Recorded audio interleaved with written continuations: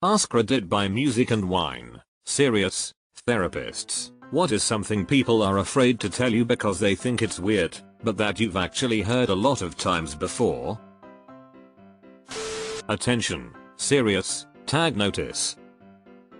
Jokes, puns, and off-topic comments are not permitted. https://www.reddit.com/r//wiki/wiki_rule_6- closed comment parent or child. Parent comments that aren't from the target group will be removed, along with their child replies. Report comments that violate these rules. Posts that have few relevant answers within the first hour, and posts that are not appropriate for the serious tag will be removed. Consider doing an AMA request instead. Thanks for your cooperation and enjoy the discussion. I am a bot, and this action was performed automatically. Please contact the moderators of this subreddit. Message compose !2 =r AskReddit if you have any questions or concerns. Intrusive thoughts. Nearly everyone has thoughts about pushing the old lady onto the subway train, swerving into opposing traffic, or stabbing their loved one in the stomach while cooking dinner with them. Some folks, however, take these thoughts very serious that believe that they might act them out. It's called thought-action fusion. Most of us are able to brush them off, though. I felt so ashamed to talk about my intrusive thoughts that got extremely upsetting right after I had my son. Gosh, they were horrible. I thought I was the worst mother ever. Medication really helped, and also just time. The first few months postpartum was so hard. I really wish it was more normal for moms to just automatically have at least 1 or 2 scheduled therapy sessions pp. Just like you have a scheduled follow-up with your OB. I have heard some variant of this is probably weird, but I feel if I am my true self around others then they won't like me more times than I can count. As I explore the formative situations to this belief alongside my clients, it definitely pulls at my heartstrings. I'd say a common one is believing that there's something innately, irreparably wrong with them that makes them unable to ever truly fit in. For a lot of people it's such a deeply ingrained belief that it can be extremely painful to acknowledge or express, regardless of the level of personal success in their lives. The worst is knowing beyond doubt that you are holding a false belief about yourself and yet not being able to change it. I've spent long enough in therapy trying to figure out what's wrong with me to know there's no there, but the ingrained pattern of thinking doesn't go away. 2 topics come up with regularity: when someone discloses to me that they were sexually abused as a kid, and/or when someone is experiencing suicidal ideation. Both are something I hear from clients every single day, and so I don't find it weird at all. But when I have someone in front of me who's talking about it for the first time, I know it's important to validate the fact that even though I might be talking about this for like the 5th time that day, they have never talked about this ever, and are in need of gentle care to feel safe. Yes. That validation was life-changing for me. I talked about my early childhood sexual trauma to a few people and counselors to try to process, and was often told that what I went through wasn't that bad or someone else had it worse. It wasn't until a few years ago that our marriage counselor validated my feelings in front of my husband that I truly felt heard and was able to start healing. That they do not know what they enjoy doing. Often they have people in their life, including therapists, say try to do something fun today or ask what do you like to do when you have free time. Many people I work with do not know what those are. Once I explain that I dislike these statements questions because they assume people should know the answer, and that many people don't, I can watch as they relax, take a deep breath, and say something to the effect of, "Oh my, that's so good to hear. I have no idea what I like to do." That's part of the problem. More often than not they feel like they should know and that everyone else their age has it figured out. They are embarrassed to say that they don't know when in fact not knowing is very common. I couldn't even try to count how many clients I've had this conversation with. That's me. Someone at work once asked me what I do at the weekend and I didn't know any answer. I just shut down. Not knowing how to spend in a meaningful way, as in not regretting it later. A common one in the time I was a therapist was simply I don't know. You'd be surprised how reluctant people are to admit that they don't know why they're feeling how they are. But that's exactly why I'm not a therapist anymore, sat there with me, so we can figure out why together. It always put me in mind of a line from America by Simon and Garfunkel. "Kathy, I'm lost," I said, though I knew she was sleeping. "I'm empty and aching and I don't know why." That Simon and Garfunkel line is one of my favorites ever. It's so full of emotion. It's beautiful and sad. Psychologist here. Basically, anything having to do with sex. There's so much shame. Sexual abuse. Sexual fantasies and fetishes. Erectile dysfunction. Infidelity. Becoming sexually assertive. I've been told that I have a good psychologist's face. I try not to have a strong reaction to normalize the discussion. With adolescents, they are extremely anxious to tell me if they've relapsed or aren't doing well. They cut one night or they were suicidal. They're having a lot of negative self-talk or panic attacks. They'll come in, pretending everything is okay. It's usually in the last 10-15 minutes that they'll say something. They'll reveal that they worried they'd let me down. That I'd be disappointed in them. It usually turns into a discussion about policing other people's feelings and tolerating emotions. I explain that I care about their well-being and it's my job to monitor my emotions and reactions, not their role. Those last 15 minutes of a session are when I spew out all the best stuff to my therapist. And then I feel a negative emotion that I brought it up at the end and can't finish talking about it. That they don't like their family members, are angry, want to stop communication with their parents, etc. I work in a country which is more culturally collectivist, so not wanting anything to do with your parents makes you an asshole in the current cultural sense. We deal with this almost on a daily basis. There is deep and profound shame in this, and when we find that line of it might be that your parents are toxic to your mental well-being, trigger your trauma, many of my clients actually get visibly angry with me.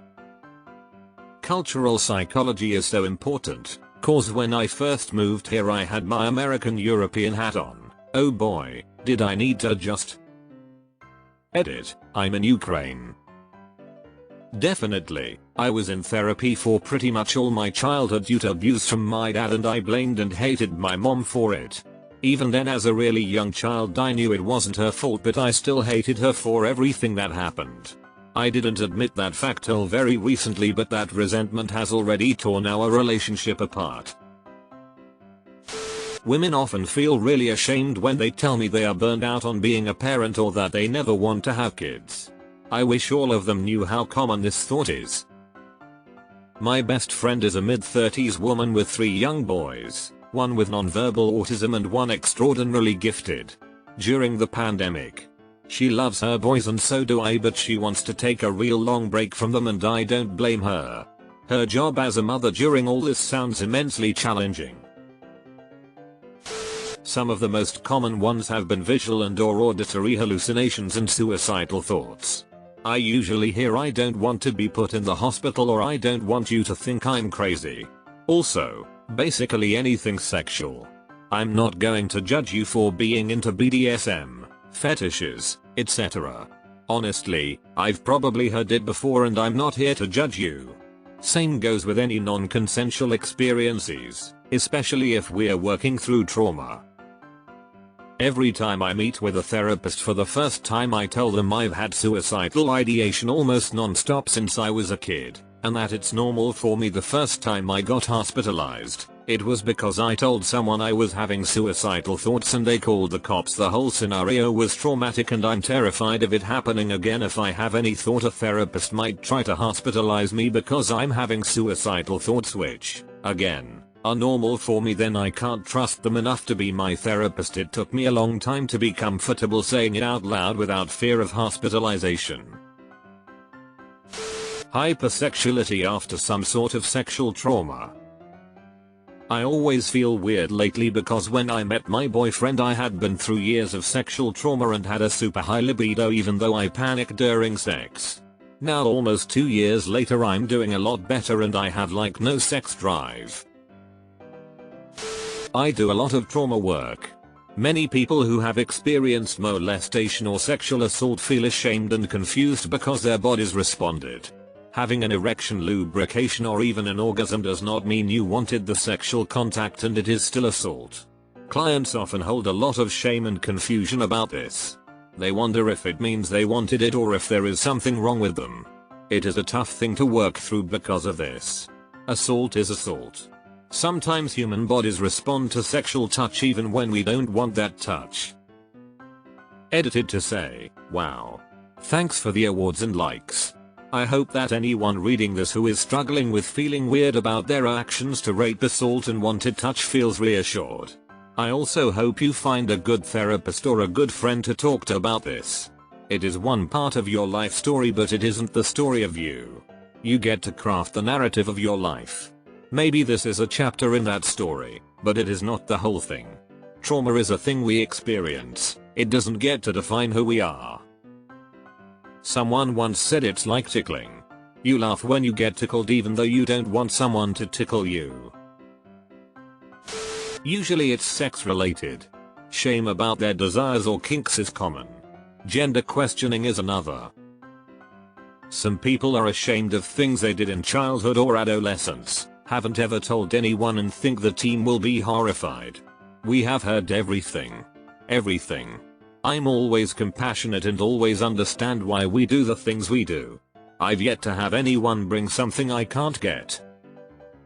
What would you consider a healthy way to deal with past actions we are ashamed of? Being tired of being a mother.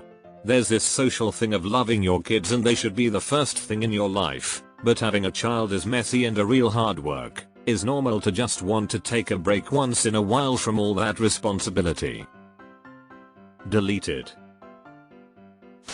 As someone in the substance abuse field I know that it's difficult for clients to tell me they got high with a parent but it's something I get told fairly regularly. It's kinda sad. I've had patients tell me their parents used to give them drugs as kids to basically sedate them. It's soul crushing. That they haven't had sex with their partner in years and don't know how if they will ever have sex with their partner again. There is so much shame around sex in the USA that a lot of people are scared to talk to their partner about their sexual needs. Time goes by, and suddenly they haven't had sex in 3, 5, 10 years. It starts for a lot of people in their 40s and 50s. A lot of people, falsely, believe there is something wrong with their marriage because they fantasize about people other than their partner. My wife and I have been married 7 years and I swear she turned asexual the past year. She gets upset if I put my arm around her at night because it interrupts her 45 minutes of scrolling through Instagram before she falls asleep. She accidentally put her arm on top of me one night and I still think about it sometimes because I miss being touched so much. Recurring intrusive thoughts about harming others. Can be hurting, killing someone or sexual fantasies about children or relatives. Usually people take a while to admit those. The reality is that if you are having them frequently you aren't dangerous. You probably have OCD and are terrified that you might be dangerous. It was once explained to me that intrusive thoughts are often not things we're wanting to do, but our brain basically wants to bring it up and contemplate about something bad that could happen so it's ready to respond. Deleted. As an ER nurse, I can connect with this. People are hesitant to tell us they smoke weed, have unprotected sex, have HIV, or have an action figure stuck in their ass. Seriously, we don't care. In 4 years as a nurse, I've seen all crazy kinds of shit.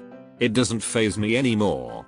Even if it's something new or bizarre, we've been desensitized and it's not really a shock to us. We ask questions and need honest answers so that we can provide you the best care possible. Intrusive thoughts about sex with family members or, in their mind, nymphomania as a result of childhood sexual trauma, and adult hypersexuality isn't often discussed as one of the PTSD symptoms, so people walk around with so much shame about it. Edit. Wow, I just looked at the upvotes and awards and want to say thanks, but truly the best thanks is to help raise more awareness and reduce social stigma so more people feel comfortable seeking help. Easier said than done, obviously, but it is also why I share my own experience. I have intrusive thoughts about this stuff. I've had them since I was young. But I've never experienced sexual trauma, at least from what I can remember. Should we all confess our sins to one another? We would all laugh at one another for our lack of originality. Khalil Gibran, Sand and Foam. I'm usually more afraid that I'm boring them. Oh, you have anxiety about your normal job and normal family and we've been talking about it for a year now? Let's party L. I have come across a lot of people who also think they'd bore a therapist with their everyday problems and that they don't want to take up resources for people who will need it more. I've even had clients who were very close to actual suicidal thoughts thinking that others are worse and will need the therapist more than they do. Clients usually try to compare the severity of their problems to the problems of other people. That doesn't work. As soon as somebody has the urge to talk about their problems, the client and their issue needs to be taken as seriously as the next client's. Be it a shit job, an unhappy marriage or hearing voices. Additionally, I highly appreciate talking about someone's shitty job instead of someone's severe depression because they thought they didn't need to do anything about it earlier. I used to work in a religiously conservative area of the country a few years back. It's routine to ask about sexuality during intake. The number of patients admitting to suffer from sex addiction was quite high. On further questioning, this usually meant masturbating once a week. Other ones I could name are intrusive thoughts, like suddenly thinking about turning the wheel into oncoming traffic, and fear of being crazy after experiencing a panic attack, or a mistaken belief. Psychological disorders are rare and must mean something is horribly wrong with someone's character. A lot, and I mean a lot, of people who experienced sexual abuse feel very guilty for a myriad of reasons that are not their fault. 1. Guilty for attracting the attention. 2. Guilty for not speaking up. 3. Guilty for enjoying being seen by someone. 4. Guilty for having any sort of pleasure from their abuse. All those feelings are common and addressed in therapy. But it is so hard for people to discuss it. Many of my clients lived through severe childhood trauma and neglect. They had no one to model or explain healthy emotions or to show them appropriate ways to react to stress, fear, anger, etc. Most often they'll describe a completely normal reaction to a stressor and then follow that up with "I don't know if that's normal." These are adults who were exposed to so much dysfunction during their formative years that they don't know whether it's normal to cry when they are anxious or afraid, feel angry when their boundaries have been violated, etc. Everything. Did clinical work for about 5 years and heard just about everything 10 times over. But seriously, people are often reluctant to talk about their darker urges and feelings. Therapy is likely the only chance where you'll get to have that conversation openly and honestly. Therapists know everyone has this side to them, and working on it is both difficult and admirable. Licensed professional counselor here. Pretty much everything. But a common one is secret feelings, secret resentment towards a spouse or the difficulties of being a parent, lost attraction in a spouse, private daydreams and sexual fantasies.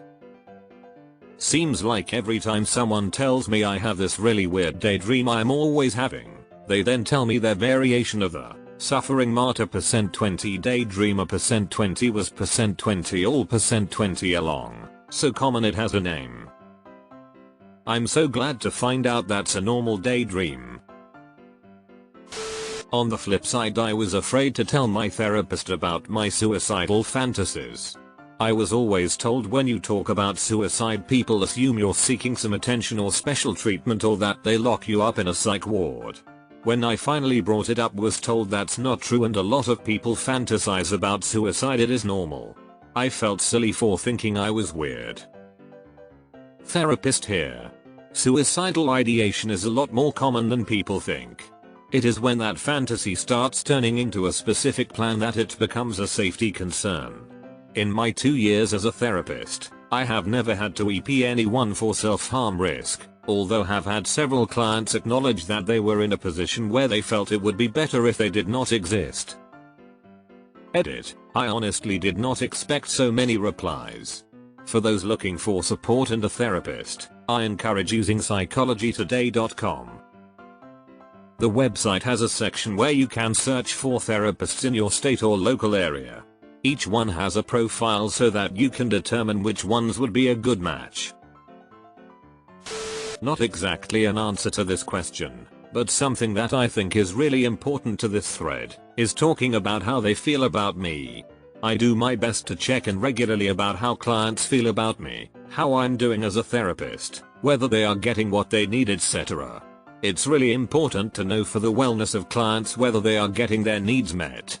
Many people have difficulty directly saying how they feel about another person for fear of making the other person, me, feel bad.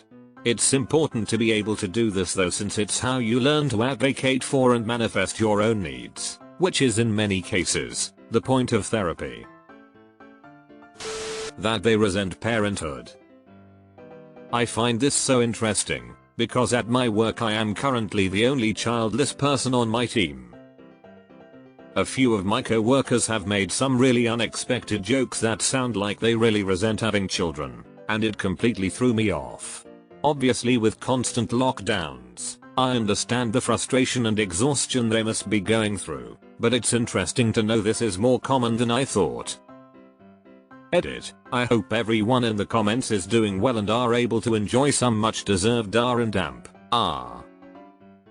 When I wrote this comment, I was thinking of one coworker in particular that often complains and talks about how terrible her kids, 9 and 13, are for wanting to play video games with their friends. Unashamageral 99 ZDM equals Android app and amp, UTM source equals share and amp, context equals 3. Made a really good point. Most of the time jokes and humor are used as an outlet, and don't mean anything beyond venting some frustrations. Thank you, Unashamageral 99. Finishing up my doctorate in clinical psychology and primarily work doing forensic assessments, anything from insanity competency evaluations to abused children who should be excused from testifying. There's a lot of people who have experienced sexual abuse and are ashamed to talk about it, particularly in regard to how it affects their current sexual functioning. Also, self-harm is a big one people tend not to want to discuss as well, but is incredibly common in this line of work. Honestly, after a client in my first year of practicum work told me he was collecting roadkill and fantasized at length about murdering specific people in his life, I was fairly desensitized.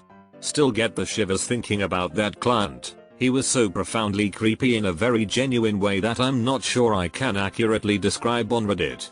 Really ripped the band-aid off with that one. I'll try my very best for this. I'm learning English. I'm an educative psychologist in a rural school of Latin. Here lots of people is ashamed or afraid with getting married. I mean to live with other people. No problem with teens over 20 yo, but there are older people saying I prefer to live alone instead living with my family. And when I say alone, I mean very alone. Over 10k people here where I am, and I've just met less than 10 old people living with someone else.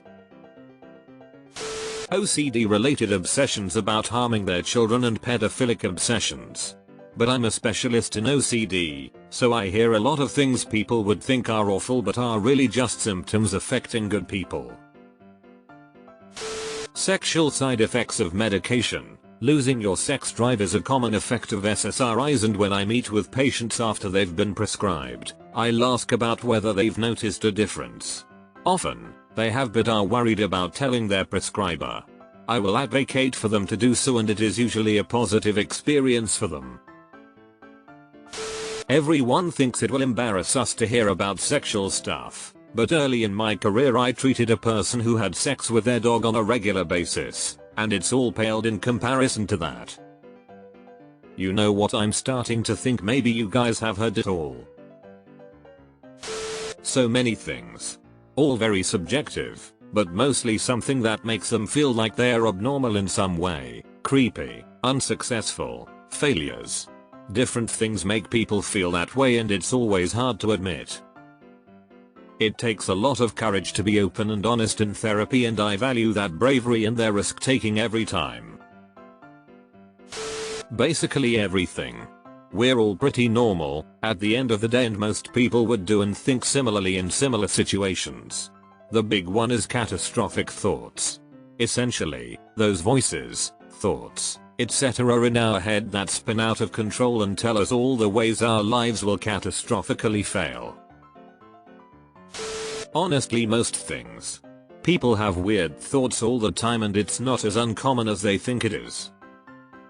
I suppose if you don't act on certain thoughts and can understand why they happen, it's all good, right?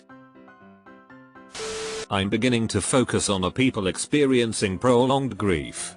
It's kinda cute when people come in and say, I'm ashamed to admit that I still cry every day 5 years after my mom's death. That's why you're here, to seek support for your grief. Then there's anything and everything related to sex. I had a patient who contracted a serious STD and didn't tell me for 2 months because they thought I'd be grossed out. Edit. Some people are taking issue with my use of the word cute. I'm not saying their grieving is cute, but the embarrassment. It's cute in the way watching a child learn a new skill is cute. The patient is learning how to grieve, and the way one fumbles through that exploration can be rather endearing. I wish I could cry that lot for my partner. 2.5 years in, add 1 for the breakup, and I'm still pretty much in denial most of the time. Therapy begins in 3 weeks. Sexual health concerns. Clients are always hesitant to bring these up because of stigma and shame, but oh man, are they common. Absolutely. Men are always so scared to tell me they have erectile dysfunction. I see the relief in their faces when I don't look shocked or laugh at them. Can you imagine a therapist laughing in someone's face about that? Edit. It was rhetorical. Of course there are crappy therapists that do, say, and imply awful things that do more harm than good. I'm so sorry that you all have had bad experiences with those people. I hope if the need arises again you find a therapist with empathy and compassion. Good luck, Zoe. Deleted. Intrusive and sometimes violent thoughts. I hear all the time that people will get flashes of a thought of driving off the road, for example. It's actually fairly common and isn't always linked to suicidal ideation. Another big one that people are really embarrassed to talk about is the decline in hygiene and self-care that happens with some mental illnesses, depression in particular. Can I just say, to the therapists who have posted on this thread, thank you so much for taking time to share all of this. It sure has helped a lot of people. Sex therapist here. Your fantasies are normal. No matter what you fantasize about, you are not the only one, and it's probably way more common than you realize. A huge part of my work is helping people normalize their sexuality and desires. Don't be afraid to talk about it, I've heard it all. Sex. Their sex life, lack of, desires, kinks, frustrations. A huge amount of my clients hesitate about talking about sex, and I'm often asked if it's okay for them to talk about it. Perhaps it's that in the UK we don't tend to talk about it too much. It's still a little taboo. Deleted. Deleted.